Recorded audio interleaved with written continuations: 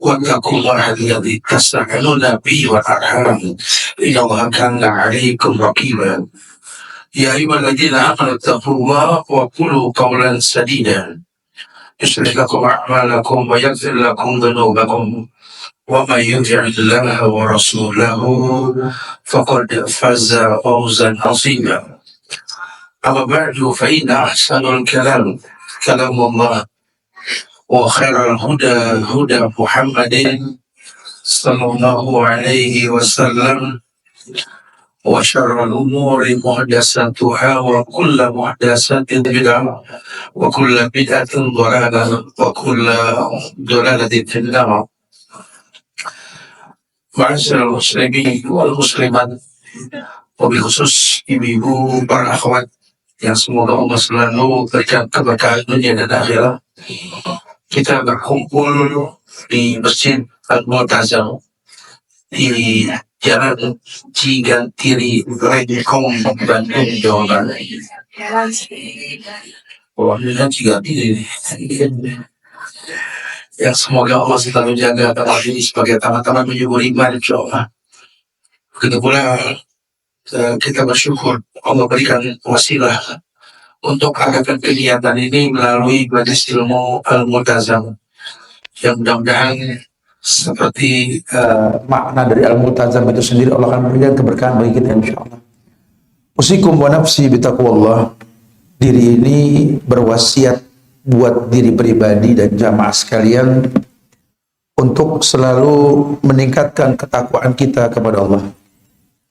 Kita meluruskan niat di masjid ini untuk sama-sama belajar, untuk lebih mengerti bahwa kita manusia Allah ciptakan dalam bentuk ahsanut taqwim, ciptaan yang terbaik. Laqad khalaqnal insana fi ahsani. Allah telah ciptakan manusia ahsan. Padahal ada makhluk lain yang diciptakan sama Allah. Jin pun diciptakan sama untuk beribadah. Wa ma khalaqtul jinna wal insa illa liya'budun. Tidaklah aku ciptakan jin dan manusia kecuali untuk beribadah. Tapi ahsan taqwim, ahsan itu bukan hasan, hasan baik, hasan terbaik. Allah letakkan pada penciptaan manusia. Laqad khalaqnal insana fi ahsani. Sehingga manusia adalah makhluk yang terbaik yang Allah ciptakan. Dan Allah memperjelas, inna khalaqnakum min dzakarin aw unsa. Kami telah ciptakan kalian, kata Allah, dalam dua jenis, dzakar wa unsa, laki dan jadi yang tengah-tengah yang remeng-remeng nggak ada nih. Kita berkeyakinan bahwa Allah ciptakan manusia yang nggak laki, yang nggak perempuan, cuma dua. Man amila sholihan min dzakarin aw unsa wa huwa mu'min, gitu kan. Falanuhyanu hayatan thayyibah. Ada kehidupan yang baik yang Allah janjikan untuk manusia yang memperjelas statusnya, lakikah dia, perempuankah dia. Nah, kebetulan kita akan mengkaji satu bab berkaitan tentang perempuan, karena judulnya ini bunga yang terjaga. Tentu orang bertanya, Ustadz, bunga apa itu sampai dijaga-jaga? Ya, bunga yang terjaga adalah wanita. Wanita sering sekali dijadikan sebagai simbol keindahan. Wanita dijadikan sebagai ukuran sebuah kesempurnaan. Bunga enak dilihat, bunga harum aromanya. Namun yang namanya bunga ini tidak lama, usianya tidak lama. Seperti anak perempuan yang kita miliki, tidak lama akan diambil orang. Masa seperti itu? Atau mungkin dia menjadi sesuatu yang memang memiliki batas. Karena toh pada akhirnya perempuan akan dikembalikan pada kesempurnaan diri yang dikatakan aurat. Al-mar'atu, perempuan itu aurat. Kita kalau sudah dapat bayangan perempuan itu aurat, tentu aurat itu ada penjagaan khusus. Karena memang terlindungi, terjaga, terfasilitasi dengan tujuan untuk melayani. Islam, agama yang memandang perempuan ini dengan 4 kacamata. Kacamata yang pertama, Quran yang bilang bahwa yang namanya perempuan ini adalah libas. Kata Allah, hunna libasun lakum wa antum libasun lahun. Ini Allah yang berfirman. Allah pengen semua laki-laki tahu kalau perempuan itu adalah baju. Kalau perempuan jadi baju buat kalian, kalian pun siap menjadi baju untuknya. Jadi agama menginginkan perempuan mengerti bahwa hukum asal perempuan itu adalah libas. Silakan kita cari apa fungsi libas. Baju. Melindungi yang memakainya, menyempurnakan yang memakainya. Mungkin memang baju diperuntukkan untuk sesuatu yang memang ditujukan. Baju seperti itu. Tapi intinya, perempuan itu adalah sesuatu yang mendatangkan perlindungan untuk seseorang. Makanya ketika diyakini bahwa perempuan itu bukan tulang punggung, dia tulang rusuk. Ya, Nabi yang mengatakan innal mar'a khuliqat min dilan. Yang namanya perempuan ini tercipta dari tulang rusuk. Dila, tulang rusuk yang paling atas, yang paling bengkok. Ya, itu hukum asalnya. Maka dibilang perempuan itu adalah tulang rusuk, bukan tulang punggung. Artinya kalau tulang punggung ini menjadi penyangga yang Nabi ajarkan kita untuk makan dan minum, untuk sekedar mendirikan tulang punggung, tulang ekor kita. Kalau perempuan tidak. Perempuan adalah tulang rusuk. Makanya tulang rusuk itu nggak bisa dibebani. Tidak bisa. Dan agama menginginkan perempuan itu nggak terbebani, tapi terlindungi. Laki-laki diciptakan kuat. Dia akan menjadikan menjadi penanggung jawab untuk semuanya. Makanya ketika Islam menekankan bahwa perempuan itu tulang rusuk, wallahi, walaupun mungkin nggak sekuat tulang punggung, tapi tulang rusuk itu melindungi. Ya, kalau anak punya masalah di sekolah, emaknya yang maju. Oh, jarang kejadian kalau bapaknya yang maju. Padahal lemah, ujung-ujungnya nangis, gitu ya. Tapi ya memang fungsi tulang rusuk itu nggak sekuat tulang punggung sehingga dia melindungi organ tubuh. Dan jangan dibebani. Makanya jangan suka curhat-curhat sama perempuan, pasti bocor kemana-mana gitu. Karena nggak bakal kuat pegang rahasia. Itu sudah hukum asalnya sudah. Jadi para laki-laki harus tahu, jangan sok-sok curhat, gitu ya. Ujung-ujungnya akan sampai selebar jalan. Lagi hubungannya via satelit sekarang.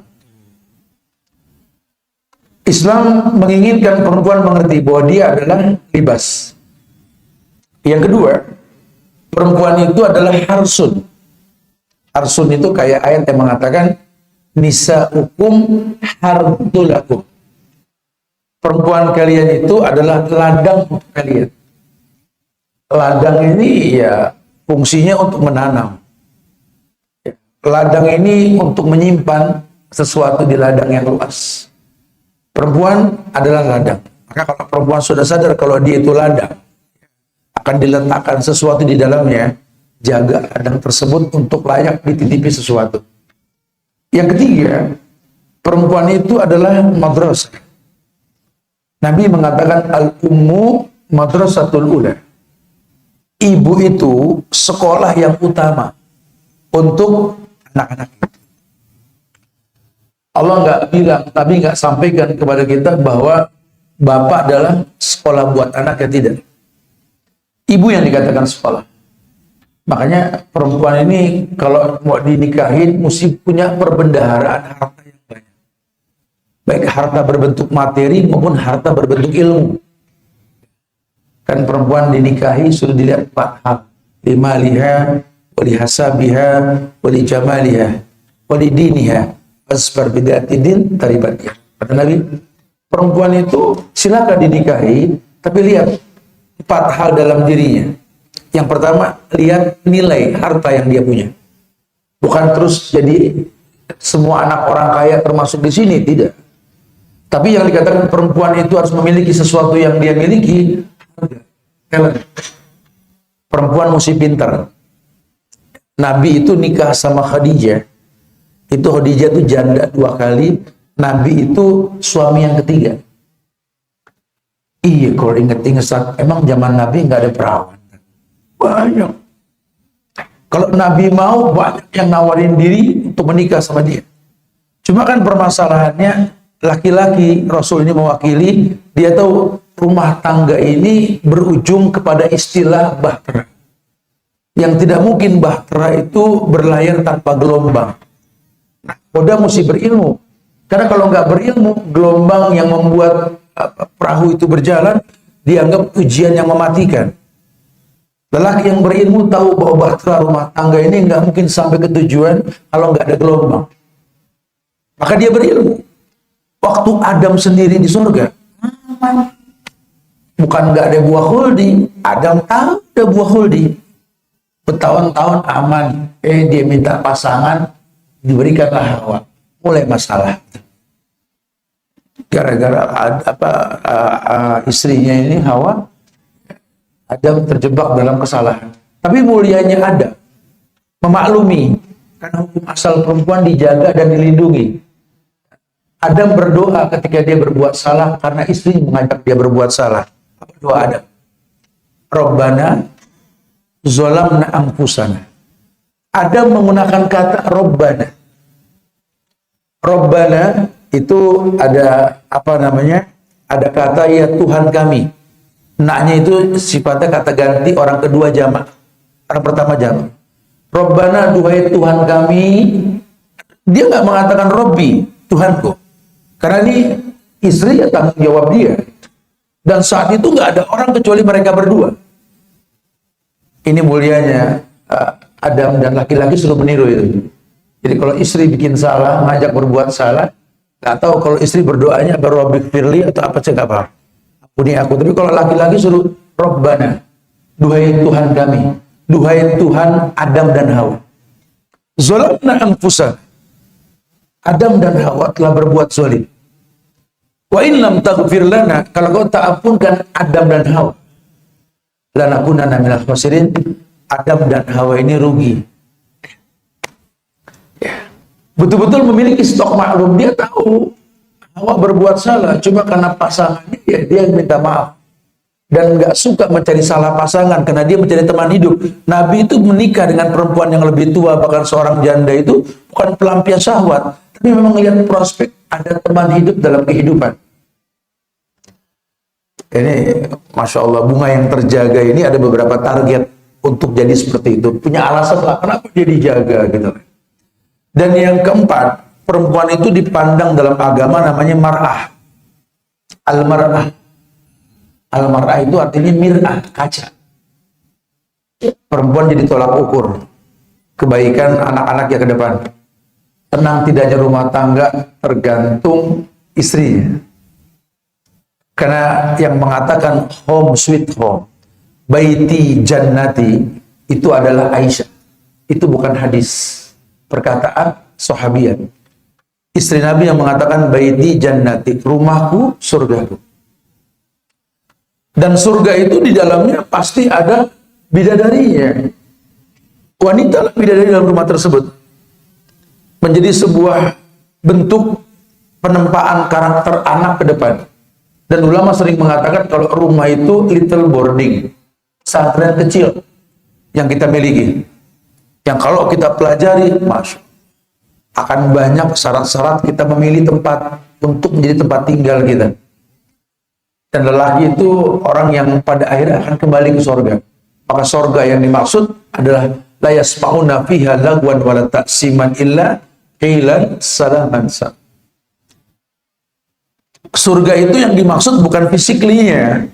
Karena bentuk fisik surga itu malah ainun ra'at wala udunun samiyat wala khatra ala kulli qalbin basar. Surga itu indah, kita dengar kayak gitu. Tapi kan mata belum melihat, telinga belum mendengar, hati belum bisa menghayalkan. Cuma kita yakin surga itu adalah sesuatu yang indah, yang semua orang menghayal untuk memasukinya. Makanya perempuan ya harus tahu, kalian tinggal di surga, bagaimana supaya surga seperti yang kita tahu. Di dalamnya tidak ada kata-kata buruk, kata-kata yang tidak ada manfaat, bahkan tidak ada teriakan di dalamnya. Karena demi Allah, rumah yang diberkahi, rumah yang tidak ada teriakan di dalamnya. agak susah. Ya kita belajar supaya nggak susah. Karena kita kan cuma baiti jannati, rumahku surga, di dalamnya piring terbang. Rumahku surgaku, di dalamnya anak belepotan, bu amis, kayak mochi, betul, berdaknya berantakan.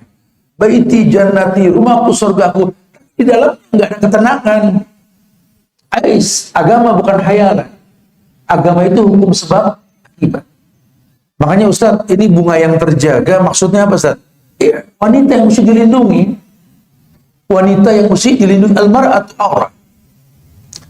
Target perempuan yang dilindungi dalam agama, yakni bertujuan untuk mengembalikan fungsi perempuan dalam agama. Ya, ketika Nabi perintahkan lelaki untuk berumah tangga, beliau memberikan bayangan bahwa yang namanya pernikahan itu fa inni mukassirum bikumul umam yaumal qiyamah. Bikin aku bangga dengan banyaknya umat pada hari kiamat. Tujuan menikah memperbanyak umat Muhammad. Manfaat nikah banyak. Salah satunya apa? Yuridul afaf, supaya kita nggak berzina. Tujuan nikah macam. Tapi kalau manfaat nikah banyak macam hal. Tapi kalau tujuan nikah, Nabi mengatakan, fa inni mukassiru bikumul umam yaumal qiyamah. Buat aku ini bangga dengan banyak umat pada hari kiamat. Tazawwadul wadudul walud. Makanya kamu laki-laki jangan asal nembak, gitu loh. Jangan asal dapat. Walaupun innamal a'malu binniyat, semua tergantung niat. Tapi kan Nabi kasih bocoran. Tazawwadul wadud al-walud. Kamu, hei laki-laki, nikahlah dengan al-wadud. Al-wadud itu artinya perempuan yang penuh welas asih. Di mana dia wanita yang tercipta dan terlindungi untuk mendatangkan manfaat. Siap memaklumi bahwa dia menikah dengan seseorang yang sifatnya manusia, yang tidak ada yang sempurna. Sehingga karakter pribadi perempuan yang Nabi katakan adanya kufur asyir ini menjadi semangat untuk dijauhi, gitu loh. Jadi jangan minta dimaklumi, karena nanti banyak sekali orang yang minta dimaklumi, habis aku kan perempuan, Ustaz, gitu. Ya gimana namanya perempuan, gitu ya. Agama kalau ngasih bayangan perempuan banyak di neraka, kan mengintimidasi perempuan. Kenapa banyak di neraka perempuan sih? Ya di neraka paling banyak, di sorga juga paling. Bahkan di sorga itu satu laki-laki yang soleh diberikan satu bantal yang isinya 70 bidadari. Bidadari perempuan bukan? Satu laki 70 bidadari. Berarti banyakkan siapa? Banyakkan perempuan juga. Di neraka banyak, di surga banyak. Coba kalau di neraka ini kan beliau mengatakan bahwa adanya kufur asyir. Karakter perempuan yang gampang sekali melupakan kebaikan yang dia terima, yang dia ingat kurangnya. Suami bilang, "Dek, kamu kan sudah saya fasilitasi, itu ada motor, ada mobil, pakai dia buat kajian. Datengin majlis ta'lim itu Al-Mumtahanah tuh. Ada kajian di Al-Multazam itu. Ya, saya udah fasilitasi ya, pakai. Jangan mungkin-mungkin ya Mas, memang motor kamu yang beliin, tapi kan spionnya aku yang ganti. Motornya lupa, yang diingat spion yang dia pasang. Mobil pakai. Kalau memang kamu takut ada ikhtilat di jalan, mobil jangan tungki-tungki terus. Aku tahu mobil kamu yang beli, tapi kan plat nomor aku yang pasang. Ini kufur asyir. Yang baik dilupakan, yang buruk diingat. Satu keburukan merusak sekian juta kebaikan. Perempuan hati-hati. Ya, gampang sekali untuk patah kecewa. Padahal dia menikah dengan manusia yang pasti berbuat salah. Ketika dijelaskan tentang ayat-ayat yang sering dipakai untuk orang nikah, yang suka kondangan kan suka dapat undangan tuh. Biasanya di balik kartu undangan itu di pojokan kiri atas ada ayat Ar-Rum ayat 21 tuh. Wa min ayatihi an khalaqalakum min anfusikum azwajan litaskunu ilaiha. Kata Allah, merupakan tanda-tanda kekuasaan Allah. Allah jadikan pasangan dari jenis kalian. Litaskunu ilaiha, untuk kalian tinggal bersama dia. Kata tinggal bersama dia yang mendatangkan mawaddah warahmah adalah bagaimana Anda tinggal dengan dia, Anda bisa bermanfaat buat dia, bukan mengambil manfaat dari dia. Karena tadi, ini ayat kalau diperuntukkan buat laki-laki, litaskunu ilayya, supaya kamu tinggal bersama dia. Dia sejenis dengan kamu, dia manusia. Mudah-mudahan dengan kamu dengan dia akan tercipta sejuta manfaat. Kamu tahu, kamu nikah dengan dia kan dengan alasan apa tadi? Kalau yakin, bismillah. Fa idza azamta fatawakkal 'ala Allah. Kalau kamu sudah bulat tekad, tawakal sama Allah. Qur rabbi Allah sumastaqim. Katakan Tuhanku Allah istiqomah. Yang penting bahtera ini alal yabas. Yang penting bahtera rumah tangga di atas jalur. Innas safina la tajri alal yabas. Karena yang namanya perahu ini nggak mungkin sampai ke pelabuhan kalau jalurnya nggak betul. Tidak akan pernah yang namanya sampan bergerak tanpa dayung di kayu. Ada usaha, ada. Beliau katakan kepada laki-laki, man istata'a minkumul ba'ah, yang sudah mampu. Nikah itu lambang kemampuan. Bukan cuma mampu melayani secara biologis, tapi dia tahu ada dosa yang mungkin perempuan lakukan kalau sebab kita bikin. Makanya ketika Nabi mengatakan, wahai laki-laki, hiyarukum linnisaikum. Yang paling baik di antara kalian, wahai laki-laki, kata Nabi ini, yang paling khiyar dengan perempuan kalian. Perempuan yang dimaksud ibu. Perempuan yang dimaksud adik kakak perempuan kita. Perempuan yang dimaksud istri kita. Atau mungkin anak-anak perempuan kita. Tulang rusuk yang bengkok ini bukan cuma istri. Semua perempuan yang memiliki ibu maupun tulang rusuk yang bengkok. Kalau udah maunya. Kamu paksakan pasti patah. Apalagi ibumu bukan ibumu yang 20 tahun yang lalu. Sifat cemburu tetap dia miliki. Laki-laki jangan menganggap keputusanmu itu membuat dia suka melihat kamu berhubungan dengan wanita lain. Kadang-kadang gandengan tangan kita di hadapan ibu kita itu nggak membuat dia senang, walaupun yang kita gandeng istri kita. Ma, kami jalan dulu, Pak ya. Bahkan sepakat perjalanan kami dilancarkan. Ya, amin. Gandeng nih pasangan kita nih, kita berbalik badan, ibu kita tuh ngelihat tangan, ya Allah. Udah berapa lama tangan keriput ini nggak digandeng kayak gitu. Timbul cemburu. Apalagi kalau usianya sudah nggak muda lagi. Saya sering sampaikan kalau puncak umur itu kan 40. Pas 142 mundur, 39, 38. Umur 50 tuh kayak umur 30.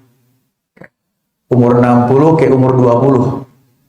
Umur 70 kayak umur 10. 75 kayak 5 tahun, 80 bayi. Sekarang usia ibumu berapa? Kira-kira di situ. Di fase tersebut, dia akan seperti anak kecil. Yang wujudnya orang tua, tapi batinnya anak kecil. Yang butuh perhatian, butuh didului. Orang tua nggak nuntut lebih.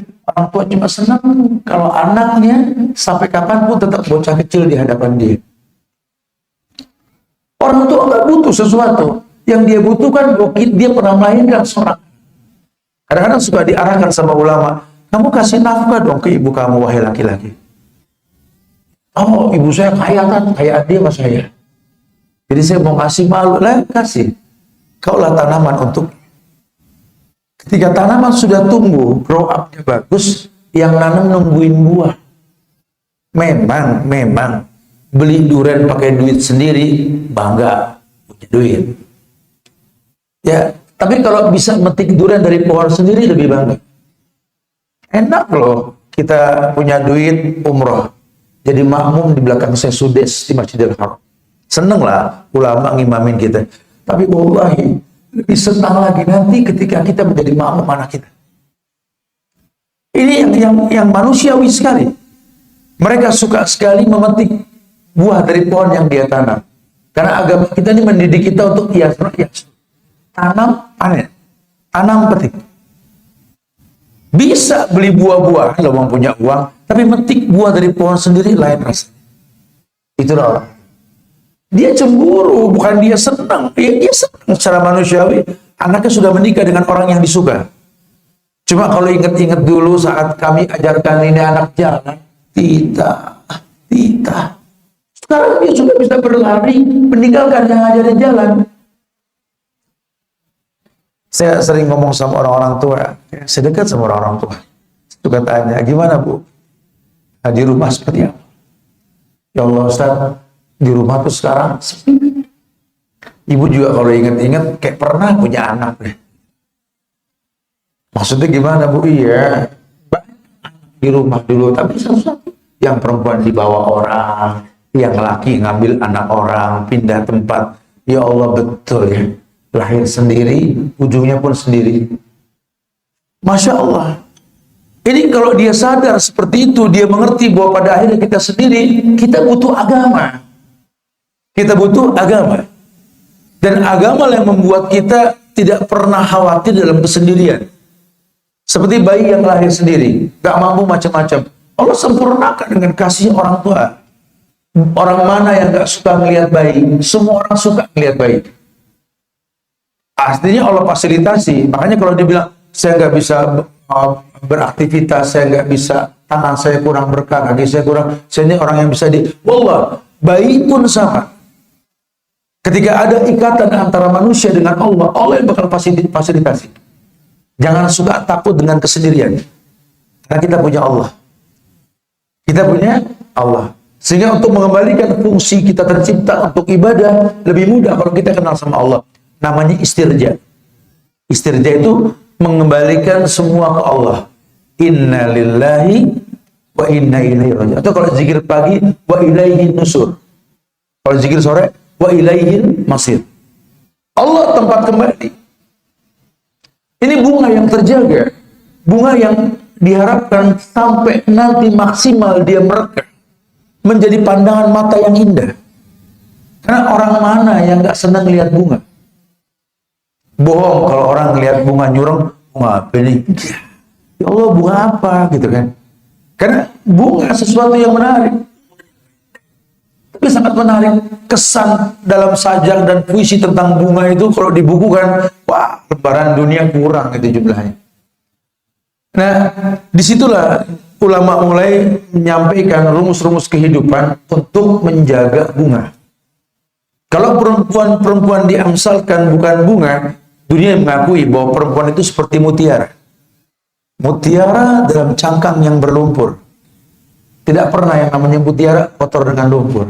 Bahkan cangkang yang tak ada harganya, mulia karena ada mutiara. Perempuan seperti berlian, bongkahan batu dalam batu yang berlumut di atas tumpukan batu gunung yang kotor. Tapi harga sebuah batu yang besar tersebut tinggi karena ada potekan permata di dalam. Itulah perempuan. Kami orang-orang laki bangga punya anak perempuan. Allah. Dulu kami senang kalau punya anak laki. Kami punya nasab yang tak terputus. Bila punya anak laki, nasab tak putus lah ya. Tapi ketika kami punya anak perempuan, ya, lebih kami bersyukur. Ya, karena pada akhirnya nanti yang mengerti ayahnya adalah anak perempuannya. Ya orang laki juga sayang, cuma dengan cara dia.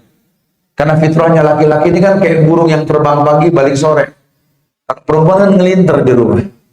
Saya suka sampaikan di beberapa kajian tuh kalau anak laki ya ngeliat kita lelah capek biasa aja. Kalau nggak disuruh dia nggak merespon. Kalau ngambilin air baru itu pun asal aja. Tapi kalau orang perempuan kadang-kadang dekat sama ayahnya nggak diminta pun datang itu minuman. Ada kebanggaan bisa ngasih ayahnya. Dan si ayah juga tahu umur anak perempuan ini sebentar. Wallahi sebentar. 16 sampai dengan 20 atau mungkin lebih sedikit. Akan ada nanti orang yang baru dikenal untuk melamar ini. Saya suka bilang tuh, makanya kalau punya anak perempuan, wahai para laki-laki, wahai para ayah, nanti kalau dia menikah, nggak usah panggil ustadz untuk khutbah nikah. Kamu ayahnya yang berkhutbah. Supaya si mantu ini lebih berasa. Kalau dia menikah dengan sosok anak seorang manusia yang terjaga dan terlindungi. Anak perempuan yang mau nikah, si bapak ijab qabul, sebelum ijab qabul ada khutbatul nikah. Innalhamdulillah, nahmadu dan seterusnya. Kemudian dia berkata, wahai lelaki di hadapanku, sebentar lagi akan terjadi ijab kabul di antara kita. Kalau kau katakan gabirtu tazwijah wa nikah bi mahrin madhkur, kuterima nikahnya Fulana binti Fulan dengan mas kawin seperti yang disebutkan, dibayar tunai sah. Kau ambil dari pundakku tanggung jawab. Para ini wanita, anak. Sekarang perempuan ini adalah milikmu. Kami orang tua jadi hitungan yang kedua dalam hidupnya. Tapi tolong, asal kau tahu, kami besarkan ini anak dengan cinta. Tidak ada yang syubhat apalagi yang haram yang masukkan ke badannya. Wallahi, jangan pernah kau tidak siapkan maklum untuknya. Hai laki-laki, aku tidak kenal kamu. Tidak kenal kamu. Cuma aku berhusnuzon, kamu orang baik. Alasannya, ini perempuan anakku kudidik jadi soleha. Perempuan soleha buat laki-laki yang soleh. Tolong jangan rusak pendapatku tentang kamu. Tapi dia manusia, dia punya tulang rusuk yang bengkok. Yang kalau dipaksakan lurus, siapkan maklum untuknya. Maklumilah, kau nikah dengan perempuan yang penuh dengan salah. Tolong, kalau satu waktu nanti kamu lelah untuk memaklumi dia, jangan sia-siakan dia. Balikan dia kepada kami orang tua. Dari kecil kami mendidik anak perempuan dengan sejuta maklum. Nah, kau ingat, nah, dulu kau berbuat 10 kesalahan, ayahmu siapkan 11 maaf untukmu. Kalau dulu kau pernah berbuat 100-an kesalahan, orang mencibir menghina kamu, wallahi, kami orang tua menyiapkan 101 maklum untukmu. Jangan sia-siakan. Muliakan dia dengan kemuliaan yang Islam ajarkan pada kamu. Jangan kau pendekkan kerudungnya. Jangan kau paksa syariat untuknya sehingga patahlah dia. Ajarkan dengan bahasa cinta. Siapkan maklum. Kau menikah dengan manusia, tepatnya salah dan dosa. Ini pengantin digituin sama mertua, bingung macam-macam juga. Subhanallah. Itu ukuran perempuan dalam agama. Terlindungi dan terjaga. Nah, target yang kita kaji pada hari ini, bunga yang terjaga. Kita disuruh betul-betul mengembalikan kepada alasan kenapa bunga mesti dijaga. Yang pertama, kata ulama, targetkan wanita yang kau miliki. Ibu muka, adik kakak perempuan muka, atau anakmu, atau mungkin saudara perempuanmu yang lain secara umum. Jadikan mereka orang yang mentaati agama dan sangat mencintainya. Jadikan mereka orang-orang yang taat dalam agama dan sangat mencintai agama. Kalau bahasa kita orang-orang Jakarta, bikin nih anak doyan sholat.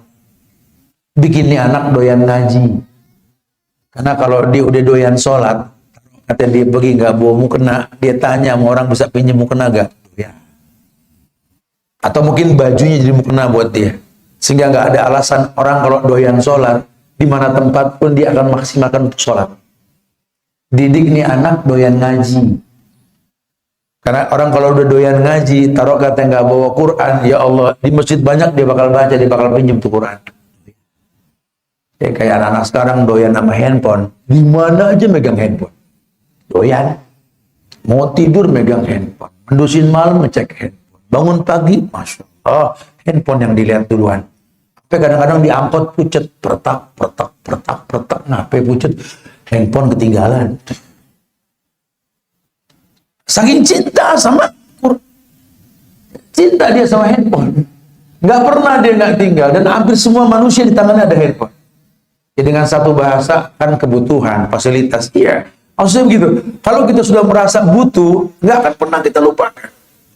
Nah, ulama mengatakan, coba deh, balikan ke hukum asal. Ini perempuan tercipta untuk mentaati agama dan sangat mencintainya. Bagaimana dia bisa taat dengan agama? Karena dia tahu taat itu kan qanit. Untuk sampai level taat, di surat Al-Ahzab ayat 35, Allah berikan level manusia.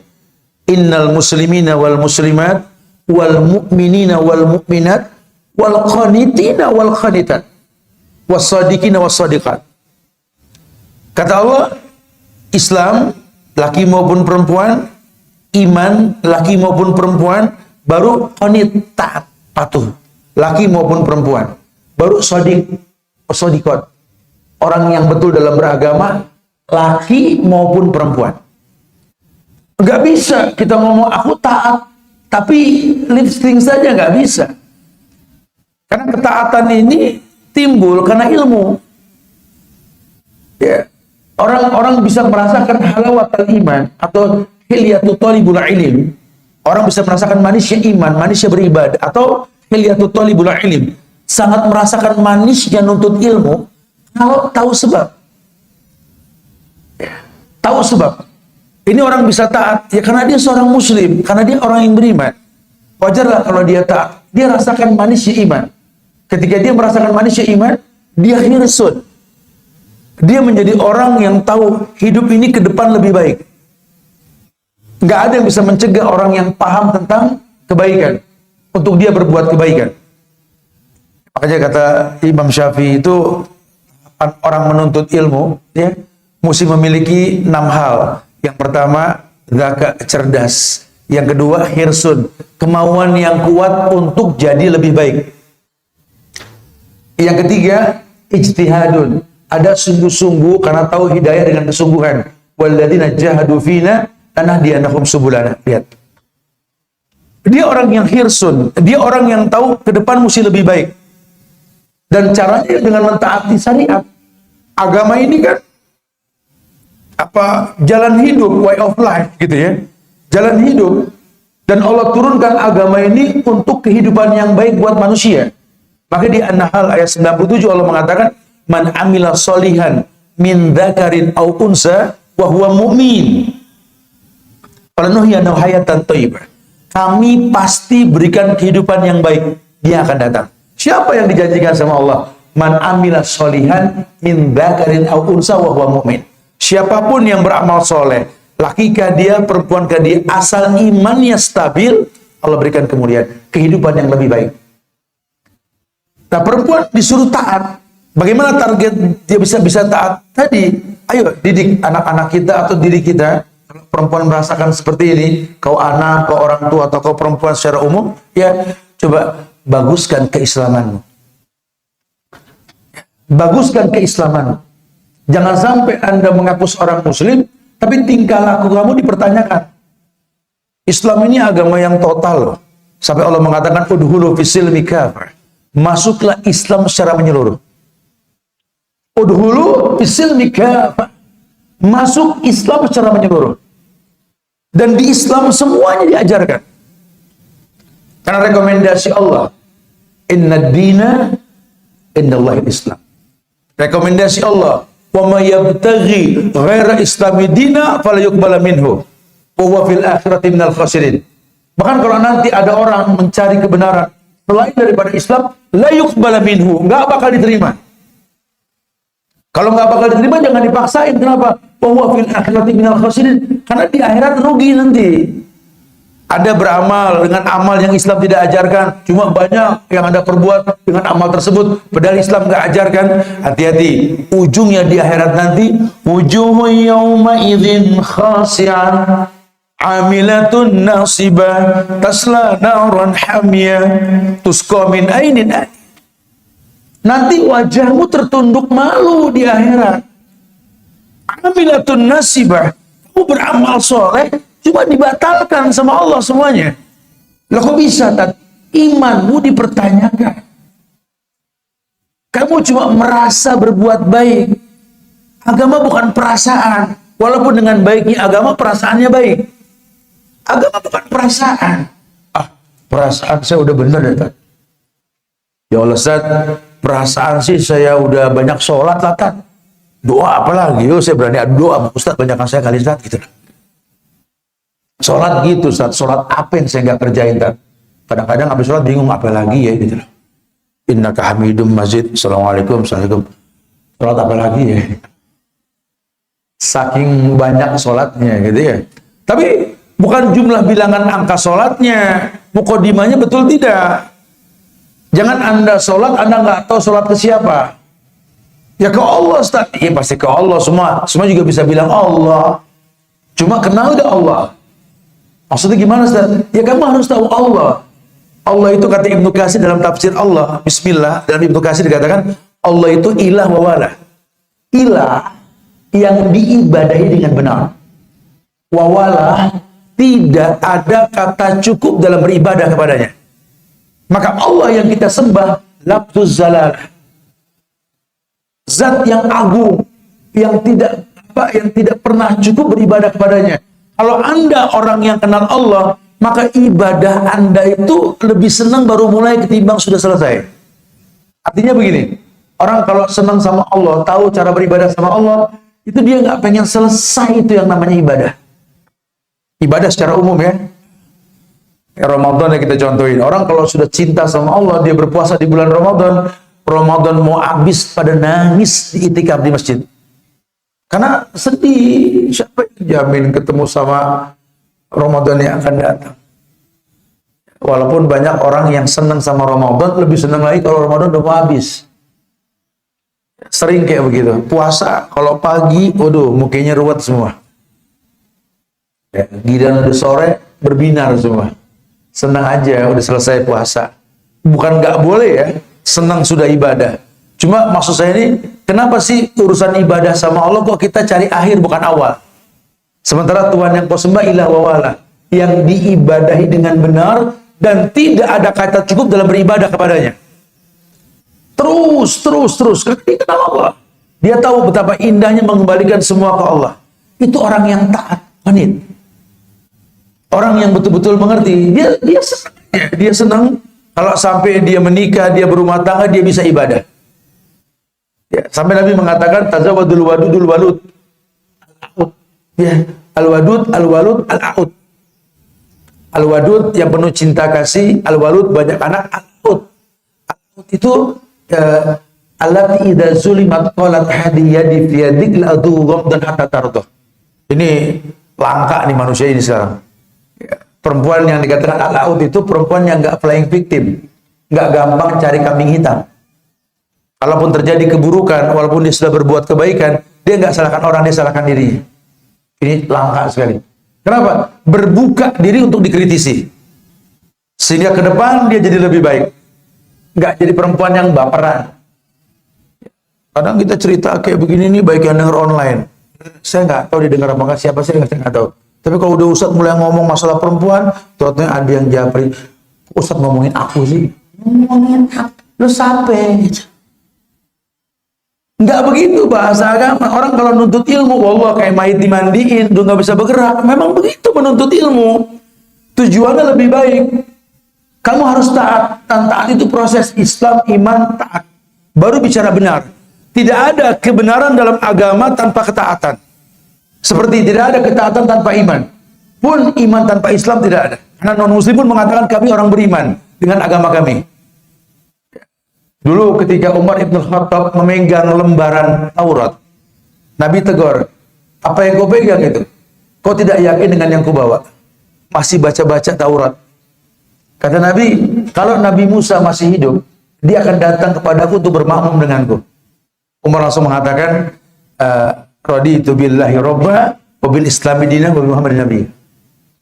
Ini sempurna sudah. Kamu harus patuh dalam agama. Baguskan iman, kamu akan taat dengan sendirinya. Kalau kamu sudah taat, agamamu benar. Di Al-Azhar 35 itu tahapannya Islam, iman, patuh, benar. Nggak mungkin orang bisa benar dalam agama kalau Islamnya rusak, imannya rusak, apalagi nggak patuh. Kata. Karena kebenaran yang kau miliki sekarang dengan proses yang betul tadi akan mendatangkan ujian. Dan hidup ini ujian. Makin baik agama orang, makin kencang ujiannya. Jangan dibilang orang tuh nggak diuji, makin beriman ya. Karena banyak orang berpendapat, oh dia sitat, udah soleh banget, nggak bakal diuji dan innalillah. Ujian yang paling berat ujian Nabi dan Rasul. Karena Allah mengatakan qayatu 'abdi min ibadi bibtilahi. Salah satu cara Allah mengikat tali kasih dengan hambanya, Allah uji hambanya. Dengan diuji, dia tahu diri. Surat Al-Ankabut ayat 1 hingga 3. Di ayat yang kedua Allah mengatakan, Allah mengatakan bahwa hasiban nas ayyutraku ayyaqulu amana wa hum la yuftanun. Apakah manusia mengira kalau mereka sudah beriman mereka akan diuji? Walaqad fatanna alladziina min qablihim. Kami telah uji orang sebelum mereka. Fala ya'lamanna Allahu alladziina shadaqu wa la ya'lamal kadzibin. Dengan ujian ini kami tahu siapa yang jujur dalam agama, siapa yang tidak. Makanya di Al-Ahzab 35 tadi, setelah sodik benar, di level yang kelimanya apa? Was-sabirina was-sabirat. Orang yang sabar. Dan gak bisa orang dikatakan sabar tanpa tahapan ini. Temen aku lagi gak. Aku bilang sabar ya dek. Malah marah. Lu gak ngalamin sih yang gue alamin gitu kan. Ya karena situ nyuruh orang sabar gak tahu iman dia. Allah saja nyuruh orang sabar bilang iman. Ya ayyuhalladzina amanu isbiru. Orang yang beriman sabar. Karena nggak bisa orang beriman tanpa sabar. Begitu pula sebaliknya. Kalau kamu sudah bisa bersabar, level imanmu baik. Karena sabar itu bisa jadi alat bantu meminta pertolongan. Yang Allah firmankan, wasta'inu bis-sabri. Minta tolong dengan sabar dan sholat. Dan cara Allah mendatangkan kesabaran, Allah uji. Manusia diuji sama Allah. Ujian ini yang mendatangkan kesabaran. Bukti dia sabar apa? Level berikutnya di Al-Ahzab tadi. Wal khashiina wal khashiat. Orang yang khusyuk. Karena sabar itu sama pasrah hampir mirip. Oh temen aku sabar banget. Hidupnya susah dari dulu Allah ya. Cuman gitu nggak demen sholat. Bukan sabar, pasrah itu orang. Emang nggak bisa ngapa-ngapain lagi. Ya udah saya pakai kedebong kanyut lah. Gimana gelombang pokoknya. Tapi kalau orang yang betul-betul sabar, identik sama iman. Makanya Nabi mengatakan, fa inni uhibbul masakin. Aku mencintai orang-orang miskin. Karena dengannya aku melihat kesabaran. Dengannya aku melihat kesabaran. Dengannya aku melihat bahwa kedekatan Allah dengan orang yang sabar. Innallaha ma'as sabirin. Dan dia tahu Allah nggak mungkin uji manusia di luar batas kemampuannya. Sehingga dia berhusnuzan sama Allah. Ya, masalah yang bertubi-tubi ini dia tahulah seperti badai yang pasti berlalu. Yang penting jangan diem, bergerak, ada usaha. Pertontonkan kepada Allah bahwa kita makhluk yang tercipta untuk beribadah. Susah, senang kita ibadah, itu bukti sabar. Baru nanti dewasa dengan waktu dia bisa khusyuk, akhirnya dia berpikir bagaimana mencegah bukan mengobati. Nah, cara agama ini kan mencegah apa? Wal mutasaddiqina wal mutasaddiqat. Orang yang bersedekah. Sehingga senangnya orang bersedekah sebagai bukti tameng hidup menolak bahaya. Kata Nabi, as-shadaqatu tudhi'ul bala. Sedekah itu tolak bala. Yuk kita bikin perempuan yang kita miliki ini, kata ulama, yang pertama mentaati agama dan bagaimana dia mencintainya. Ya, karena Allah tuh bisa jatuh cinta sama orang yang senang menghiasi yang wajib dengan yang sunnah. Jadi bukan kita didik sholat 5 waktu saja, bikin dia enjoy dengan sholat 5 waktunya.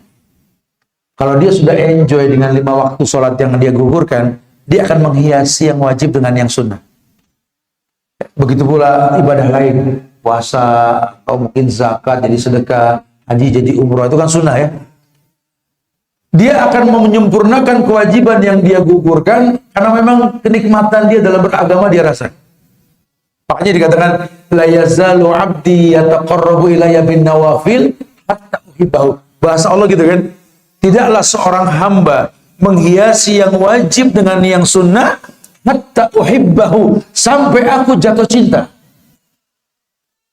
Bukan berarti yang wajib disepelekan, bukan, karena standar. Wajib itu fitrah. Anda jangan sombong dengan sholat 5 waktu, emang harus sholat. Tat, saya punya teman perempuan, tat, begini agamanya. Oh, di komplek kok nggak ada yang kayak dia. Ah, serius? Pak, alasan kamu bilang dia soleha? Pakai kerudung. Itu mah wajib gitu loh ya. Nothing special, itu mah wajib, kirain. Apalagi adik lakinya itu, tat, begini, adik lakinya. Jarang kita lihat anak muda kayak dia. Kenapa? Sholatnya 5 waktu. Iya. Emang harus. Kita dicipta untuk kewajiban yang itu. Tapi cinta Allah datang ke perempuan yang berhijab, menggunakan hijab ini menolak pandangan, bukan mancing pandangan. Karena fungsinya hijab itu menolak pandangan, bukan memancing. Hari gini orang berhijab pun bisa main TikTok, mengatasnamakan jual beli dan lain-lain gitu ya. Berarti kan fungsi pakaiannya nggak nolak pandangan, memancing pandangan. Sunnahnya itu sudah pakai hijab, tolak pandangan. Makanya ada ulama sebagian mengatakan baju hitam lebih baik, baju gelap lebih baik, walaupun bebas baju apa saja, nggak harus hitam juga ya. Artinya bebas, yang penting bisa nggak nolak pandangan. Karena rata-rata lelaki ya nggak merespon orang pakai baju hitam, lebih aman seperti itu kan. Kau seperti mutiara dalam cangkang yang berlumpur tadi, orang mana yang suka ambil cangkang, kecuali dipastikan ada mutiara di dalamnya, gitu kan, terlindungi, terjaga. Dia orang yang tahu sekali kalau memang hidup ini ujian. Makanya dia maksimalkan bagaimana cara mendatangkan kebaikan. Surat An-Nisa ayat 34. Ya, kalau tadi dijelaskan tentang bagaimana menjadi orang yang taat dengan proses Islam, iman, taat benar. Kemudian benar itu siap diuji. Karena mau nggak mau kita akan diuji di atas dunia. Dan dunia ini medan ujian. Kita nggak bisa menghindari ujian. Aku tuh kalau berdoa ya Ustaz, ya Allah, jauhkan hidupku dari ujian. Suruh beli kain kafan. Nggak ada orang nggak diuji, orang pasti diuji. Karena untuk naik kelas sampai ke surga yang paling tinggi ya diuji kita. Kalau nggak ada ujian, ya nggak tahu kelasnya kita. Dan orang yang diuji sama Allah karena ikatan yang kuat antara dirinya dengan Allah. Namanya akidah atau siku bil kuwah. Ikatan yang kuat inilah yang menjadi penyebab ujian, bukan azab. Karena orang suka tanya, Ustaz, apa beda ujian dengan azab? Ya jelas beda. Ujian bahasa Indonesia, azab bahasa Arab. Ujian dengan azab hampir mirip. Judulnya ini Allah turunkan ujian secara umum. Kalau buat orang yang baik, memang ujian. Nabi Nuh, Rasul. Punya bini durhaka, ujian. Adam dan Hawa punya anak bunuh-bunuhan, ujian. Jangan dibilang Nabi Nuh sih gak bisa milih bini, gak begitu mas. Buktinya bininya kafir. Adam juga sama Hawa, gak bisa ngedidik anak. Itu ujian. Kita gak bisa jadi hakim buat agama orang, kita gak bisa. Akunya ustazah, akunya ustadz, anaknya berantem mulu. Ujian. Ujian. Orang nggak dilihat dari ujian, tapi efek ujiannya gitu loh. Lihat, berubahkah imannya Nuh dengan pasangan hidup yang seperti itu? 950 tahun tuh dakwahnya doang. Usianya sampai 1500. Kebayang 900 tahun lebih dakwain pasangan. Kadang-kadang kita baru ngomong 2 minggu aja nggak kuat ya sama dia. Aku tuh kalau sama dia saat kalau berdebat sama bini saat ujung-ujungnya dia bilang, dengar ya, lakum dinukum waliyadin. Itu buat orang kafir. Doa aja harus. Lakum dinukum, bukan itu arahannya. Kalau lakum dinukum tuh bicara agama, akidah. Kalau beda pendapat bukan lakum dinukum waliyadin. Allah yahdi, semoga diberikan hidayah. Kita minta tolong sama Allah. Jangan menjadi hakim buat cobaan orang lain. Kita lihat bagaimana dia menghadapi cobaan. Karena hidup ini cobaan. Berpindah dari satu cobaan ke cobaan yang lain. Surat An-Nisa ayat 34 Allah mengatakan, ini ayat buat perempuan. Fassolihatu qanitatun hafizatun lil ghaib bima hafizallah. Ada kitah minal ayat, potongan ayat Allah mengatakan, fassolihat, sebab itu maka semua wanita soleh qanitat, hafizat, yakni memelihara diri, lil ghaib, ketika suaminya nggak ada, bima hafizallah, oleh karenanya Allah telah memelihara dirinya. An-Nisa ayat 34 itu ada potongan ayat tentang kesempurnaan perempuan. Kata Allah, fassolihat, perempuan-perempuan yang merasa soleh. Solihat ini perempuan-perempuan jamaknya. Qanitat, dia taat. Dia taat. Dia orang yang bergaul. Dia orang yang berteman, karena dia manusia butuh teman. Cuma agamanya mewarnai, bukan diwarnai. Dia pun menjadi muslimah yang mewarnai, bukan diwarnai. Dia berteman sama orang Indonesia, suku bangsa yang berbeda, bahkan berteman sama orang-orang Barat. Tapi dia nggak pernah berubah. Dia datang ke semua negara, punya uang, traveling lah dia dengan suaminya. Balik tetap menjadi wanita yang memang standar agama. Nah, kalau perempuan-perempuan yang gampang terwarnai, kadang-kadang belum sampai ke Amerika udah kuning rambutnya. Kadang-kadang merubah diri, ya bukan kebaikan orang yang dia ambil untuk dia tiru prosesnya, tapi physically. Padahal Nabi sudah mengatakan, kata Nabi bahwa Allah ini menginginkan manusia itu istiqomah di atas syariat. Allah menginginkan manusia di atas syariat. Karena memang dengan dia di atas syariat, dia akan kemungkinan besar menjadi orang yang bertakwa karena syariat yang dia tegakkan. Kalau dia sudah bisa menegakkan syariat dan dia orang yang dimuliakan dengan ketaatan dalam syariat tersebut, akan banyak kebaikan yang Allah tawarkan kepada dia. Ya, janji Allah lah, ya, setiap ritual ibadah yang ditaati akan mendatangkan ketakwaan. Orang yang bertakwa punya 3 keuntungan. Yang pertama, takwa itu menjadi penyebab adanya makhrajan, solusi. Taat itu ya ja'alahu min amri yusran. Taat itu akan mendatangkan kemudahan pada setiap masalah yang dia miliki. Kalau tadi solusi, ini kemudahan. Taat itu yattaqillah yaj'alahum furqanan. Diberikan senjata yang namanya furqan, kemampuan membedakan yang hak dan yang perempuan yang soleh, perempuan yang soleha, perempuan yang qanit taat. Udah paham tadi kan? Taat itu Islam, iman, taat. Ya. Kemudian hafizat, ya, yang bisa menjaga diri, yang bisa menjaga diri, karena dia tahu dia adalah dijaga, dilindungi. Ada saat dimana nanti dia nggak dilindungi sama suaminya, tapi dia melindungi dirinya dengan syariat. Ya. Bukan aji mumpung laki nggak tahu, bukan. Karena urusannya sampai akhirat nanti. Dia tahu dia punya suami yang baik, yang saleh. Dia nggak lepas tangan. Anisidat, alhamdulillah Ustaz, punya suami ustadz, punya suami orang soleh, punya suami orang ngerti agama, tinggal surganya doang, Ustaz. Tinggal surganya dong.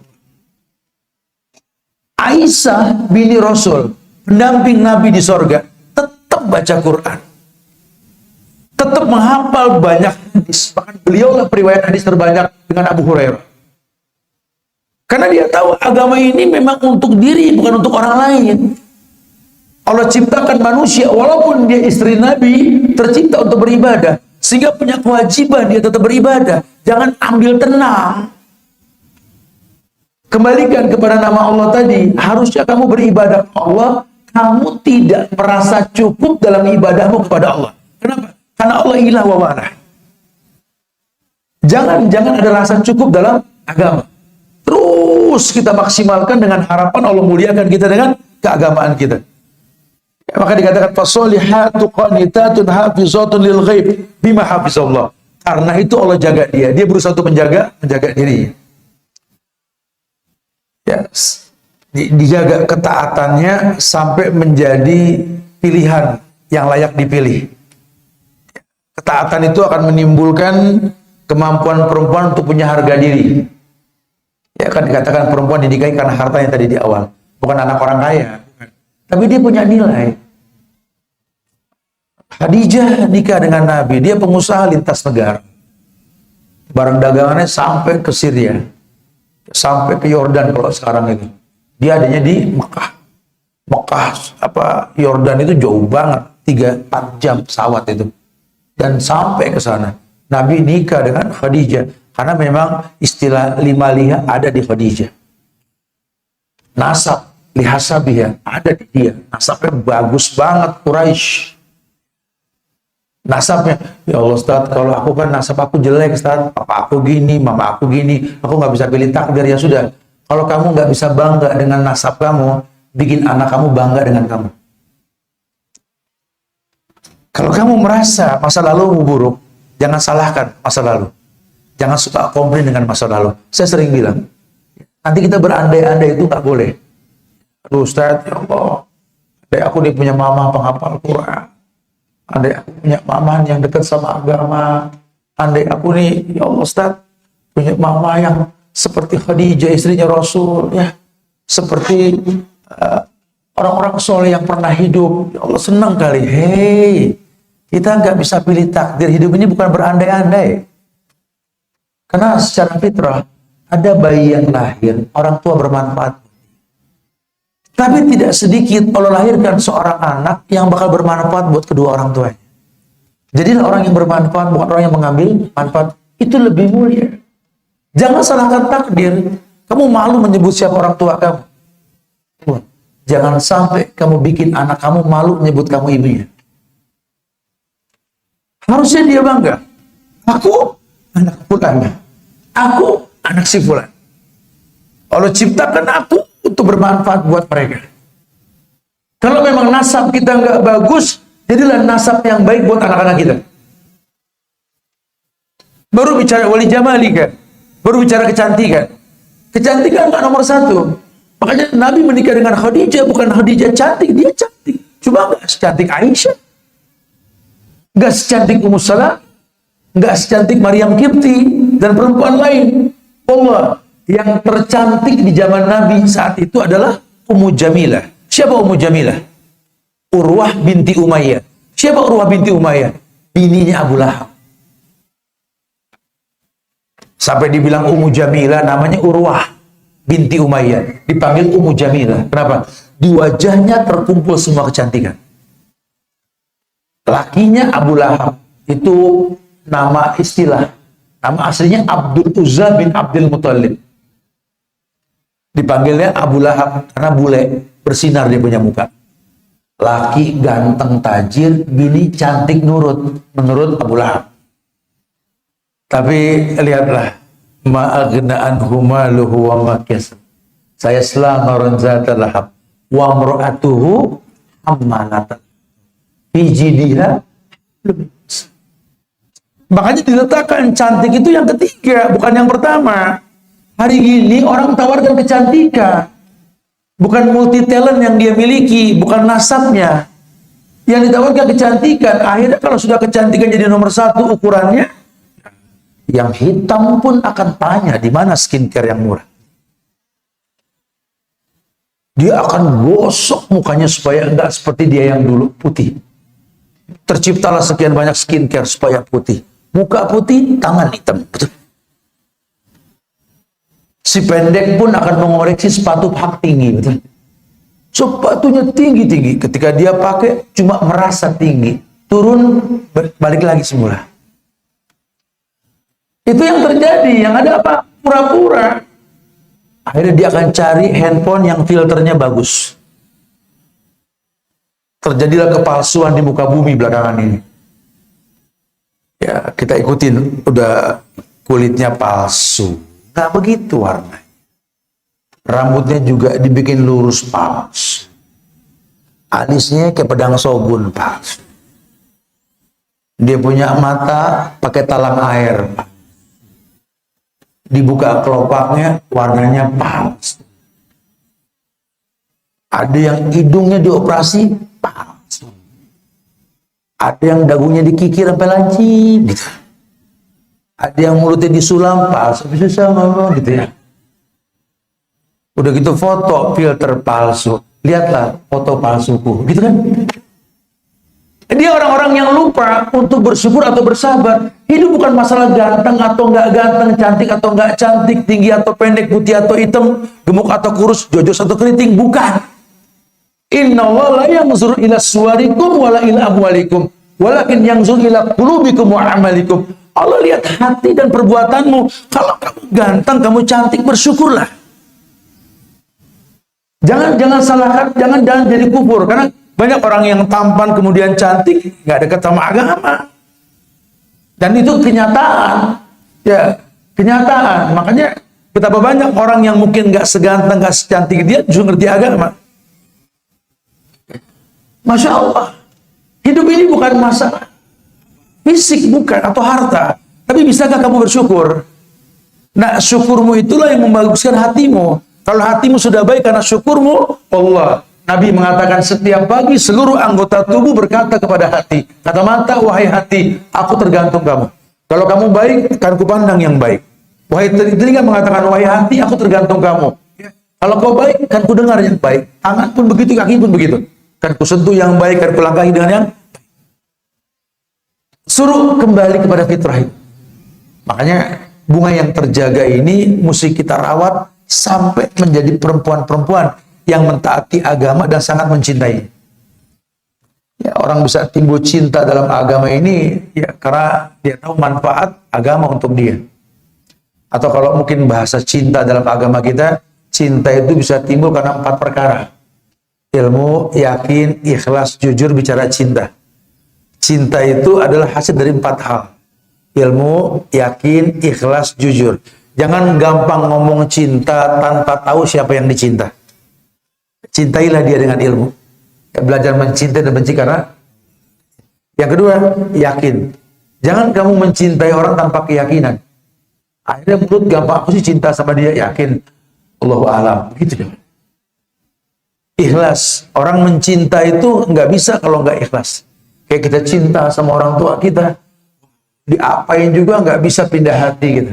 Udah yang terbaik adalah orang tua kita sudah. Itu cinta. Cinta timbul dengan itu. Jujur, cinta itu jujur. Dalam cinta itu ada kejujuran. Karena ikatannya batin bukan fisik. Ya, iman, ikatannya iman. Ya orang mau bilang apa yang terserah tentang dia. Cuma aku mencintai dia. Kenapa? Karena dia menginspirasi aku untuk berdekat sama Allah. Kekurangannya itu membuat aku sempurna di hadapan dia. Jadi kalau orang mencintai karena kesempurnaan, langka itu. Ya. Justru kata ulama, cinta yang sejati itu ketika kita bisa mencintai seseorang karena kekurangannya. Kenapa? Karena kita bermanfaat buat dia. Orang yang berpikir bagaimana mendatangkan manfaat, dia akan bersabar untuk selalu bermanfaat buat dia. Tapi kalau kebiasaan cuma ngambil manfaat, hilang rasa. Ibu yang punya anak bermasalah, anaknya banyak, satu yang bermasalah, pasti yang di benak kita yang bermasalah, betul? Sampai-sampai kita suka komplain sama mama kita, mama, maaf, anak kan bukan cuma kakak doang, ma, banyak. Dikit-dikit dia, ya wajarlah kami cemburu, ma. Kenapa nggak berbagi rasa? Perhatian mama cuma buat dia doang sih, ma, nggak kayak buat yang lain. Hati-hati, jangan bikin orang tua kita menangis. Dia hanya bisa berkata, nah, satu waktu kau akan mengerti nanti. Mencintai itu bukan keinginan, tapi fitrah. Cinta itu kebutuhan. Allah meletakkan rasa pada tempatnya. Kalau kalian, mama kasih isyarat pun paham. Paham kalian. Tapi yang satu ini nggak paham. Sehingga mama nggak lelah untuk perhatian sama dia. Dan itu bukan maunya mama. Allah gerakkan rasa ini untuk dia. Nah. Orang tua yang paham. Kenapa? Cintanya lebih besar kepada anak yang kurang. Karena dia tahu dia berfungsi buat anak. Dan ternyata orang tua tuh senang. Sampai tua pun ketika dia melayani kita, dia senang. Masih punya harga di hadapan kita. Jangan kita bilang, mama nggak usah ini, nggak usah ini. Mama diem. Dia senang. Dia lebih senang kalau masih bermanfaat buat kita. Sehingga manfaat itulah yang dilahirkan oleh orang-orang yang mengerti posisinya. Toh Nabi mengatakan khairun nas anfa'uhum. Baik-baik manusia itu yang paling bermanfaat buat manusia lainnya. Dan manusia lain yang paling layak mendapatkan manfaat diri kita ya orang tua kita. Ya saudara kita, kerabat dekat kita. Yang Nabi katakan yang paling lemah di antara mereka. Kalau kamu bisa dekat dengan mereka yang paling lemah di antara orang yang dekat dengan kamu, wallahi hal tunsaruna wa turzakuna bidu'afaikum. Allah akan kasih rezeki sama kamu. Allah akan tolong kamu. Kenapa? Ada doa orang lemah yang mendoakan kamu. Ayo. Gantungkan cita-citamu setinggi langit. Tapi ingat, kakimu masih menempel di bumi. Taklukkan dunia, bantu dunia dengan yang kau miliki. Wabtaghi fima atakallahu daral akhirah wa la tansa nasibaka minad dunya. Allah bilang kamu pakai dengan yang Allah titip, kamu pakai. pakai untuk akhirat. Tapi jangan lupakan dunia. Boleh.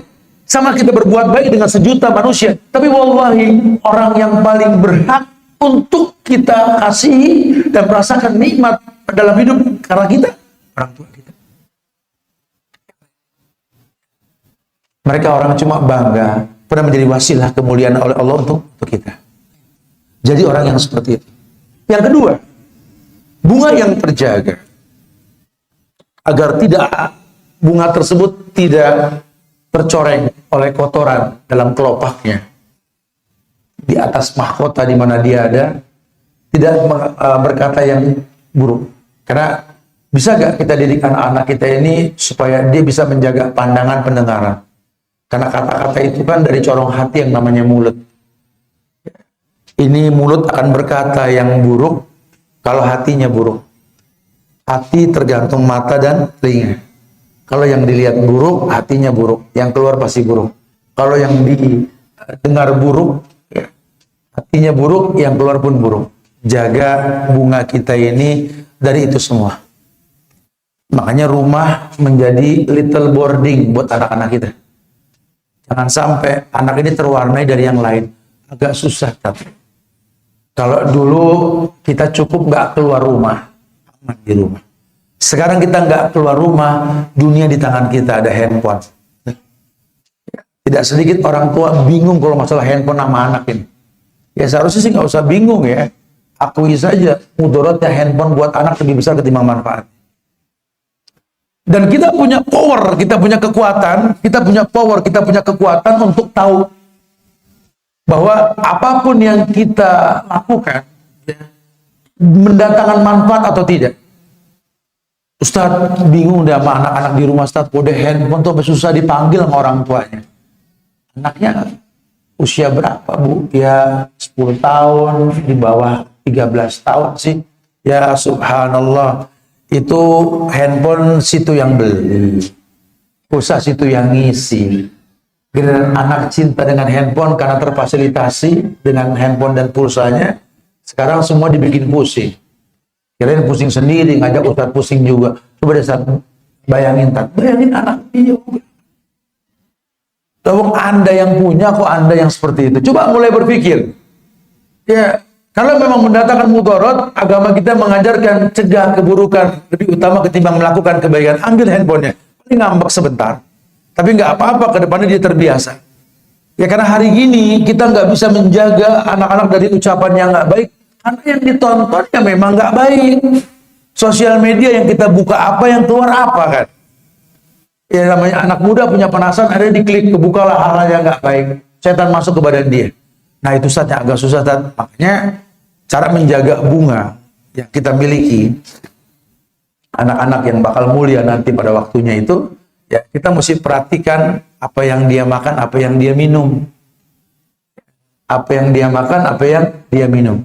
Karena ada arahan Nabi yang mengatakan, "Famanittaqo syubhat faqad istabra li dini wa irdi."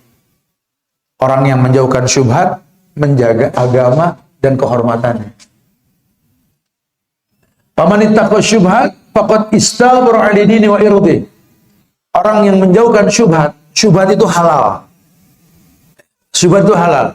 Ini minuman di meja Ustadz, nggak tahu minuman siapa. Cuma saya minum boleh aja, tapi syubhatat karena nggak ada yang bilang buat siapa. Cuma kita pukul rata aja karena di meja Ustadz buat Ustadz. Itu kan kita husnuzon. Tapi kan syubhat nggak ada peruntukannya. Hari gini kan banyak yang syubhat. Nah, khusus buat anak kita sampai masa dia menjelang balik nanti, jangan kasih yang syubhat, apalagi yang haram. Karena Nabi mengatakan orang yang menjauhkan syubhat menjaga agama dan kehormatan. Agama ya Islam yang kita di atasnya. Kehormatan ya anak ya harta kita semua. Nanti Allah yang bakal jaga. Nah, di balik dinding kau sedang apa? Kami nggak tahu, nak. Apa yang kau perbuat? Mata kami terhalang dinding. Nak. Kau bicara sesuatu dari kejauhan, telinga ini pun terhalang jarak. Nak. Kubentangkan tanganku tidak sampai 2 meter. 3-4 meter kau berbuat sesuatu, kami tidak bisa menyentuhmu. Nak. Tapi demi Allah, kau ciptaan Allah. Kubukakan sebab agar Allah memantau dirimu. Ketika kau sadar, Inna alaikum lahafizin kiraman katibin ya'lamuna ma taf'alun. Nah, ada malaikat di kiri kanan kamu, nah. Allah yang bilang seperti itu. Wa tuhaddisu akhbaraha bi anna rabbaka awhalaha. Hati-hati dengan tempat kau berpijak. Kata Allah, dimanapun kau berpijak, nah, bumi akan berkata. Wa tuhaddisu akhbaraha bi anna rabbaka awhalaha. Karena Tuhannya memerintahkan bumi untuk berkata. Hati-hati, nah. Doa kami cuma satu untukmu, nah. Rabbi habli minas, agar kami punya anak yang soleh. Yang kami butuh nanti satu waktu nanti, nah, ada masa di mana ayahmu ini, mamahmu ini bukan ayah mamamu yang 20 tahun yang lalu. Nah. Mudah sekali kau bersilap kata dan tingkah laku di belakang mereka. Nah. Matanya makin rabun menatap wajah anaknya. Ayahnya pun makin lemah dalam melangkah. Nah. Kau bisa berbuat semaumu, nah. Tapi demi Allah, nah. Allah Maha Tahu. Takutlah kepada Allah. Penanaman mental untuk dia seperti itu. Sehingga mungkin dengan temannya dia akan mendengar banyak perkataan yang tidak baik. Tapi karena memang hatinya terjaga, kita ngalamin banget gede di keluarga yang nggak bisa panggil nama-nama binatang yang hina kecuali pakai istilah. Awas lu ada guguk. Karena nggak bisa ngomong nama aslinya guguk. Bicara kotoran dan lain-lain, ya karena nggak terbiasa. Allah bisa karena biasa. Walhamdulillah, sadar nggak sadar, kita ini jadi orang tua di tengah anak yang suka melihat bukan mendengar. Jangan banyak ngomong sama anak. Anak cuma butuh tontonan yang menuntun.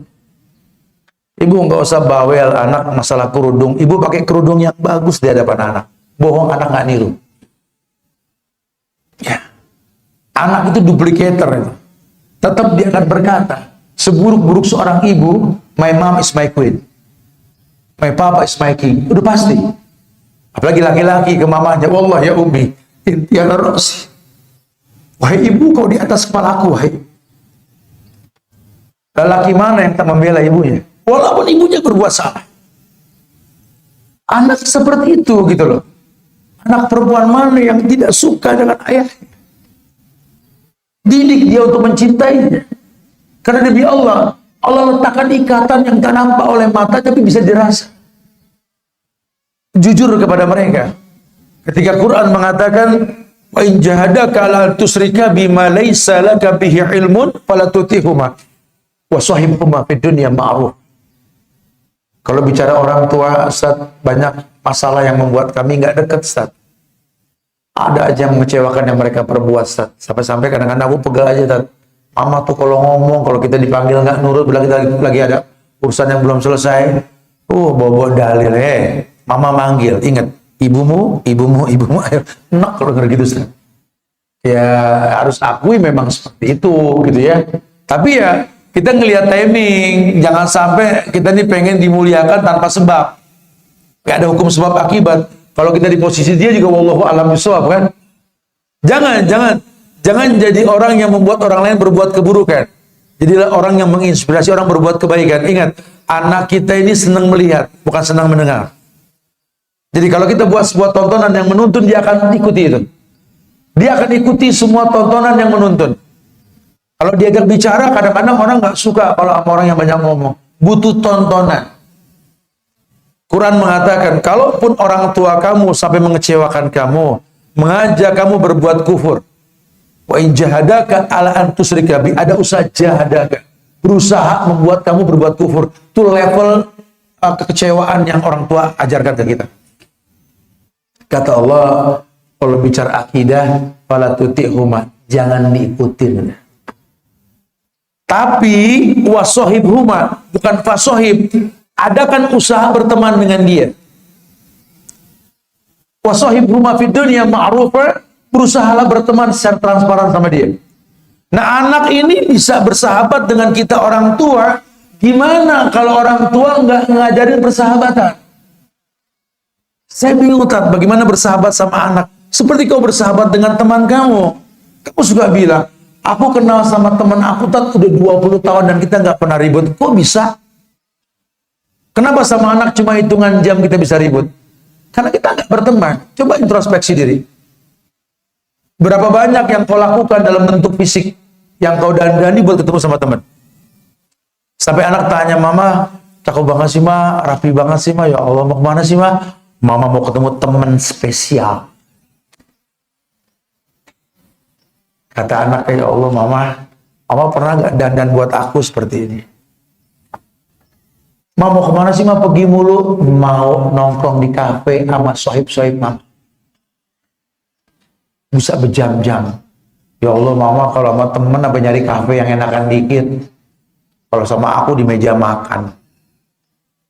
Aku kulkas, hordeng, kaca, nako gitu. Susunannya begitu mulu. Tapi kalau sama teman mama nyari tempat. Jangan heran satu waktu nanti anak akan balas sengaja nggak sengaja. Rapi dan anak ngaca nggak beres-beres. Sampai emaknya dengar anaknya baca doa lagi. Allahumma kama hasan takhalqi fa hasin khulqi. Kamu mau kemana sih sayang? Sampai ganteng banget sih Allah. Ini lagi cantik banget anak mama nih. Rapinya Masya Allah. Ma, kita pengen ketemu teman yang spesial. Bu, aku kalau ketemu dia mah, baju gak bagus, malu. Pakai aku khususin. Seoles tidak ada orang tua. Ya Allah. Temenmu itu sama mama spesialisnya bagusan mana gitu loh. Lebih spesial mana temanmu dengan seoles. Anak rapi, dandan bagus, bawa hadiah buat ketemu teman. Ya Allah. Nanti ini Idul Fitri dibikinin paket dengan berbagai macam isinya. Buat siapa nak? Sampai bagus banget buat temen mah. Mamanya seoles. Hebat apa sih teman kamu nak? Sampai kamu khususkan kayak gini, cemburunya timbul. Apa kurang mama sama kalian? Ya karena kita membuat sebuah tontonan yang menuntun dia seperti itu. Cobalah sekali-kali lah berdandan yang tampan, yang cantik, yang wangi. Ambil tangan orang tua, cium. Cium keningnya. Tapi dia tanya, Pak Dina, ganteng banget, kamu cantik banget, mau kemana sayang? Mau ketemu manusia paling mulia di muka bumi setelah Rasul kalian. Coba sekali-kali kau berdandan buat orang tua. Didik bunga kita seperti itu. Didik bunga kita bukan cuma menyiapkan minuman dengan cangkir dan tatakan yang sama buat temannya. Kalau perlu dia khususkan sebuah gelas dan tatakan untuk kedua orang tuanya. Dan dia selalu berkata kepada anak-anaknya, jangan ada yang kalian pakai ini. Kenapa, Pak? Sebentar lagi kakek nenek kalian mau datang. Ada gelas khusus yang disiapkan buat mereka. Jangan ada yang ngadu-ngadu kamar depan. Kenapa, Ma? Sementara kamar tamu mama bikin seperti istana. Buat dua manusia mulia yang bakal datang kemari. Coba. Kalau sudah bisa begitu, al-jaza bijinsil amal. Balasan tergantung perbuatan. Irhamu man fil ardi yarhamukum man fis sama. Kau mencintai yang di bumi ikhlas karena Allah. Yang di langit pun bisa mencintaimu. Bahkan ketika Allah mencintai seseorang di bumi, Allah berkata kepada Jibril, ya Jibril, inna Allah yuhibbu fulanan. Wahai Jibril, Allah mencintai si fulan di dunia itu. Fa'ahibbuhu, cintai dia. Ketika Jibril tahu ada yang dicintai sama Allah, Jibril teriak ke seluruh penghuni langit. Kata Jibril, wahai penghuni langit, innallaha yuhibbu fulanan, Allah mencintai yang di bumi. Cintai yang di bumi. Seluruh penghuni langit mencintainya. Dan seluruh penghuni bumi akan ridho kepadanya. Lihat proses memetik sesuatu yang mulia. Lihat proses memetik atau memanen bunga yang akan dirajut, dibikin indah, menjadi sebuah ikatan kembang yang baik. Dengan proses yang baik. Dan Islam pengen seperti itu. Kemudian yang ketiga, didik anakmu, jaga bungamu untuk memiliki sifat sabar dan tak bersedih. Nah, walaupun bunga tidak lama umurnya, keterbatasan masa bunga tersebut menciptakan 1000 puisi untuknya. Nah, usiamu tidak lama, kau gadisku. Sebentar lagi kau akan dilamar sama lelaki yang mencintaimu, nak. Berat jadi orang tua, melepas anak yang dia cintai sekian tahun untuk lelaki yang baru dia kenal. Tidak gampang jadi mertua, maka jaga lisan mengatakan, Ustaz, mertua dulu atau orang tua dulu. Nggak ada banding di antara keduanya. Ya, walaupun beda hakikatnya, tapi nggak ada banding di antara mereka. Wallahi. Nah, usiamu sebentar, nak. Tapi jangan pernah ada keburukan hubungan di antara kita, karena sebentarnya hubungan kita. Nah, jadilah sesuatu yang memiliki kesan yang panjang. Mungkin masa kita cuma sampai 20 tahun bersama. Sebentar lagi kok dibawa sama orang lain. Perasaan baru kemarin kita kepang rambut. Perasaan baru kemarin tangan ini mainin poninya. Perasaan baru kemarin kita cium kepala anak perempuan kita. Bau baby oil kepalanya. Sekarang dia gadis dewasa yang dibawa orang.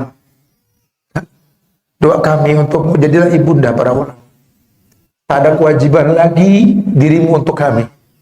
Tapi pahalanya akan selalu ada ketika kau berbakti pada suamimu. Siapkan maklum. Jadilah al-wadud, al-walud, Allah. Jadilah perempuan yang dipastikan penghuni sorga. Nah. Perempuan yang al-wadud yang menyiapkan maklumi dia. Maklumi dia. Siapkan maklum, kau baju untuknya. Kamu menjadi tolak ukur kebaikan. Al-walud suka dengan anak, banyak anak. Karena laki-laki bangga dengan jumlah bilangan anak. Jaga anak-anaknya sebagai kurota. Al-aud, nah, dia adalah perempuan yang tidak gampang menyalahkan orang lain. Kalau suamimu datang nanti berharap melihat anak-anaknya bersih, rapi, kenyataannya tidak, jangan kau salahkan orang lain. Laki-laki suka datang ke rumahnya, kemudian yang pertama ditanyakan anak.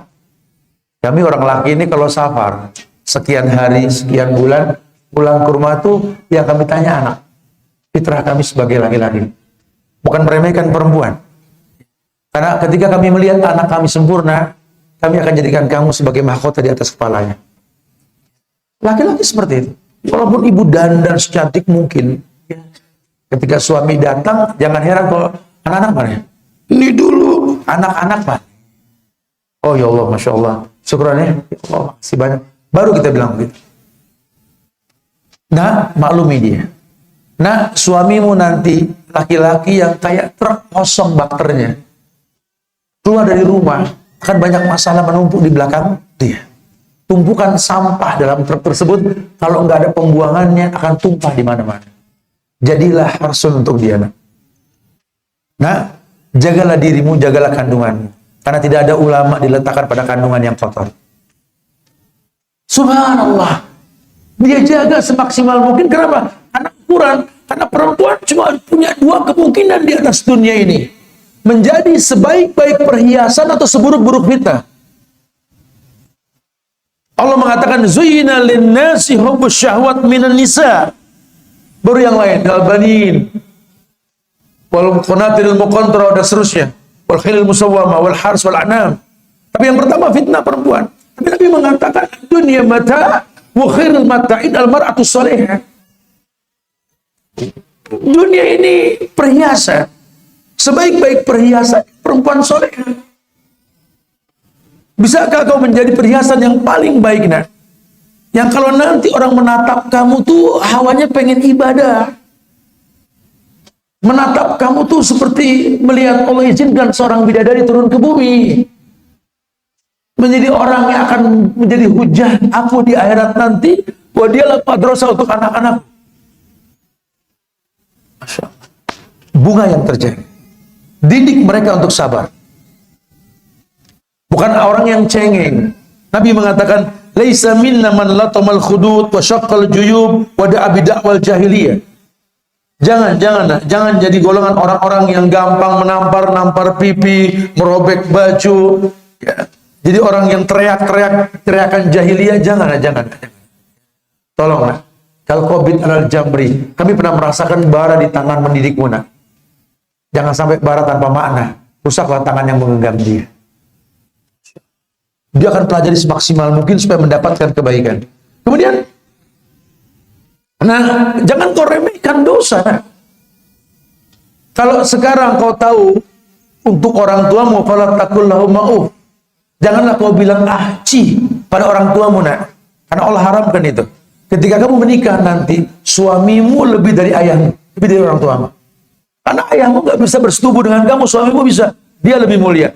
Baktimu kepada dia, nak, baktimu kepada kedua orang tuamu, nak. Jangan pernah kamu remehkan dosa. Jangan bilang ci, apalagi membentak dia, jangan. Karena sorgamu ada padanya. Jadi orang yang betul-betul menyiapkan maklum. Dan yang terakhir, nak, tolong, nak, kau tahu bahwa ma'asqalu fi mizanil mu'min yaumal qiyamah min hulkin hasan. Tidak ada timbangan yang paling berat di akhirat nanti. Di hari yang dikatakan yaumul hisab, melebihi timbangan akhlak yang mulia, nak. Pandai-pandailah menempatkan diri untuk menjadi bagian sebuah kebaikan. Berakhlaklah. Karena sekolah yang berakhlak ini akan melahirkan generasi robbani. Generasi yang betul-betul dimuliakan dengan sejuta kemuliaan. Masya Allah. Ini kita terbatas dengan waktu karena waktu sholat Jumat, ya. Sudahlah, kita berdialog lah. Ya, nanti kita cari waktu. Kalaupun udah urus yang enaknya seharian, ya. Tapi kalau sekarang kita manfaatkan aja dulu mukaddimah tentang bunga yang terjaga. Bunga yang terjaga. Nanti insya Allah pada Jumat kita akan kajian di Masjid TSM insya Allah, ya. Bahasan akan saya sambungkan karena bahasan nanti yang berikutnya adalah andai kau melihat kesalahan ibumu. Silakan yang mau datang nanti di TSM insya Allah, ya. Silakan yang mau ditanyakan. Akhiru da'wana alhamdulillahirabbil alamin.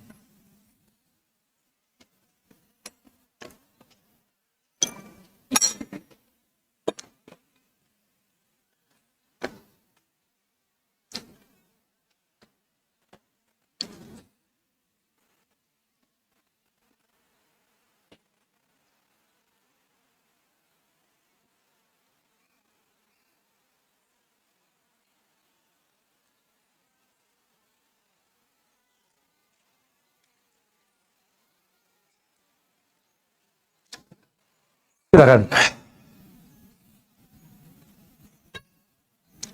Assalamualaikum warahmatullahi wabarakatuh. Waalaikumsalam warahmatullahi wabarakatuh. Nama saya Sisilana Disabilitas Mendengar. Ya. Saya memiliki anak-anak yang semenjak 10 tahun yang lalu tidak bisa saya perhatikan dengan bapak saya. Tapi seperti tema tadi Ustaz, menjaga bunga, ya Ustaz. Bagaimana saya cara memperhatikan mereka agar mereka tidak merasa aman. Kalau saya tidak perhatikan, kenapa saya bisa melihat ini mereka aman dengan tidak menggunakan hijab, tidak melaksanakan kewajibannya karena merasa ibunya tidak bisa memperhatikan dan makan. Demikian Ustaz. Terima kasih. Assalamualaikum warahmatullahi wabarakatuh. Waalaikumsalam warahmatullahi wabarakatuh. Ya. Kekurangan yang kita rasa dalam diri kita ini bukan penghambat untuk kita bisa beribadah kepada Allah. Allah mengatakan fattaqullaha mastata'tum, bertakwalah semampunya. Mendidik anak itu bukti ketakwaan. Doa kita Rabbi habli minas sholihin itu bisa dibaca oleh orang yang sempurna dan tidak sempurna. Semoga Allah berikan kemuliaan pada pendidikan ibu dan anak nanti, insyaallah. Jadi nggak usah khawatir. Agama ini nggak menjadikan kekurangan diri kita ini terhindar dari kemaksimalan dalam pendidikan. Kita tahu Uwais Al-Qarni dulu, dia punya ibu juga yang nggak sempurna. Ibunya cacat. Sebagian mengatakan ibunya buta. Allah.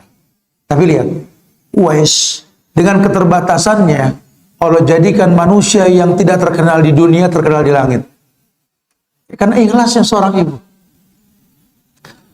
Banyak kita lihat, dan rata-rata orang-orang hebat itu ibunya itu single parent. Imam Syafi'i, Imam Malik, Imam Ahmad, Masya Allah. Hatta sahabat Sa'ad bin Abi Waqqas kalau nggak salah, Abu Hurairah, ibunya itu pendidik. Mus'ab bin Umair, ibunya itu pendidik. Makanya disinilah pentingnya perempuan merapikan akidah untuk dimudahkan oleh Allah, datangnya bantuan Allah, Bu. Ibu makin bertakwa dengan kekurangan tanpa komplain, ya. Ibu jadi orang yang bertakwa. Kalau orang sudah bertakwa, tadi sudah kita bahas ada 3 keutamaannya. Diberikan makhrajan, solusi oleh Allah. Diberikan yusron, kemudahan. Diberikan juga sama Allah furqan, kemampuan membedakan yang hak dan yang. Sentuhlah hati anak kita. Sampai nanti dia ngelihat, aku dilahirkan dari seorang ibu yang mungkin sekarang nggak melihat. Tapi lihatlah mama. Satu waktu nanti kau melihat aku kau lihat aku di sorga. Bukan di dunia. Nggak nutup kemungkinan. Tutup kemungkinan. Mungkin memang Allah sengaja kurangi kita untuk sebuah kesempurnaan yang akan datang. Ya. Jadi nggak ada alasan, Bu. Yang penting kalau memang kita nggak mampu melihat, kita mampu untuk mempertontonkan yang baik dalam diri kita tanpa harus kita melihat bagaimana dia menonton atau tidak. Atau mengemas kata dalam lisan. Mama tetap baca Quran. Anak yang sempurna nggak ngaji akan malu. Mamanya nggak bisa ngelihat Quran tapi nggak pernah berhenti ngaji. Gitu ya. Itu semua kebaikan. Makanya kita ini hidup di masyarakat yang memang suka menonton, bukan suka mendengar. Ya, pertontonkanlah yang baik-baik. Ya, wallahu a'lam. Lagi Fadol, silakan.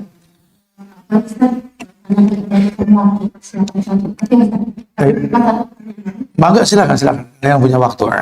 Karena menjumatan ya, afwan. Banyak yang mau bertanya, mungkin kesempatannya saya tanya lagi karena mau persiapan. Apakah yang nggak kebagian pertanyaan ini? Nanti kita banyakin pertanyaan di SM deh. Yang mau nanya sekalian soal giring nanti insya Allah. Karena selesai Jumat kita langsung ada kajian di sana. Fadol, silakan.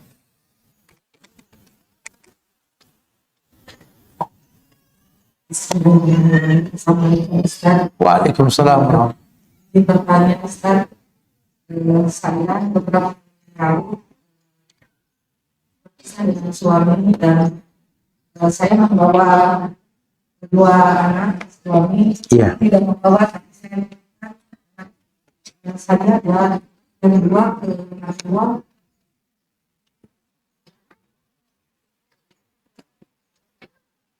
Qadarullah, nenek dan kakeknya meninggal, anak saya juga terusir dari rumah nenek dan kakeknya.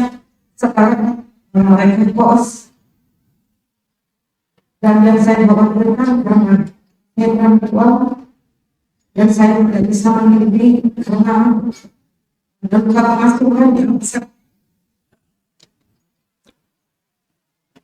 Sehingga anak saya bukan itu tidak bisa. Saya sebagai orang tua, insya Allah tidak juga berpuasa melakukan. Insya Allah. Yang ditanya? Dan untuk perempuan yang sebelumnya lagi yang sebelumnya saya dia begitu tahu dia terhadap berat tapi yang selama 1 tahun ini dia yang menjadi tukang pokok untuk sesuatu. Sedangkan yang anak-anak yang kos itu tidak pernah menanyakan atau apapun. Sedangkan saya sebagai orang tuanya, sebagai ibunya yang sangat mengkhawatirkan pergaulan di luar sana. Saya mohon doa apa yang harus saya baca atau lebih baik saya harus seperti apa gitu Ustaz, apa saya harus menjelaskannya atau bagaimana Ustaz? Terima kasih. Assalamualaikum warahmatullahi wabarakatuh. Iya, ini yang dibilang bunga yang terjaga walaupun jauh dari pandangan mata, jauh dari jangkauan tangan kita. Saya sampaikan tadi, saya cuma contohkan di balik dinding. Ibu jauh dari dinding tersebut lebih jauh lagi. Kita punya Allah. Tobatnya orang tua, hidayah buat anak-anak. Sehingga anak itu ujian buat kita. Dan Allah nggak mungkin menguji kita di luar batas kemampuan. Ya, Allah akan uji kita dengan ujian yang kita mampu. Yang terpenting, tugas kita ini untuk mendidik, mendakwahkan, walaupun dari kejauhan. Karena dalam dakwah itu kan kalau ngelihat kemungkaran, rubah dengan tangan. Kalaupun tidak dengan lisan, kalaupun tidak doa. Yang merubah itu Allah. Saran saya sih yang pertama, lebih bagusin lagi hubungan ibu sama Allah. Karena kalau kita sudah dekat sama Allah, nggak ada yang nggak mungkin, Bu. Nggak ada yang nggak mungkin. Kun fayakun, kalau buat Allah, inama amru idza arada syai'an ayaqula lahu kun. Allah yang bakal jaga insya Allah. Dan terus kabarkan. Karena ada satu masa di mana nanti anak itu kan manusia yang punya fitrah, akan jadi orang baik pada waktunya nanti. Ada anak yang baik diomongin sekali paham. Ada yang butuh waktu sekian bulan. Ada yang wallahi kadang-kadang orang tua sudah meninggal dia baru paham. Yang penting jangan lelah untuk mendakwahkan. Dan jangan pernah bersuuzon kepada anak. Jangan pernah berburuk sangka dengan takdir yang Allah takdirkan sama kita. Karena Allah mengatakan, ana inda zonni abdibi. Aku ini menurut prasangka hambaku, kata Allah. Jadi jangan sampai kita berprasangka buruk. Insya Allah jaga dia nanti. Jangan lelah. Dan jelaskan pada saudara-saudaranya untuk jangan putus hubungan dengan dia. Kalau kebaikan nggak sampai melalui lisan mama, kalian saudaranya. Nggak ada bekas saudara, nggak ada bekas keluarga. Kabarkan kepada saudaramu yang di sana bahwa ibunya nggak lelah mendoakan. Paling nggak ada usaha untuk tetap jadi anak yang soleh. Insya Allah. Mamanya baik, papanya baik, anaknya baik. Kita berhusnuzan kepada Allah. Jangan lelah untuk berbaik. Semoga manfaat insya Allah ya. Kurang, kajian kurang sebentar kayak gini ya. Semoga dimudahkan nanti insya Allah. Di waktu-waktu yang akan datang Allah mudahkan kita. Tapi intinya jangan lelah belajar. Man salaka tariqan yaltamisu fihi ilman, sahalallahu lahu tariqan ilal jannah. Orang yang keluar menuntut ilmu dimudahkan ke surga. Dan kita berharap jadi penghuni surga insya Allah. Ya. Itu aja bisa disampaikan.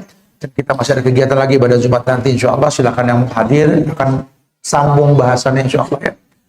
Ya buat saya pribadi, saya berikan pada pembawa acara. Silakan. Wallahu a'lam bishawab. Assalamualaikum warahmatullahi wabarakatuh.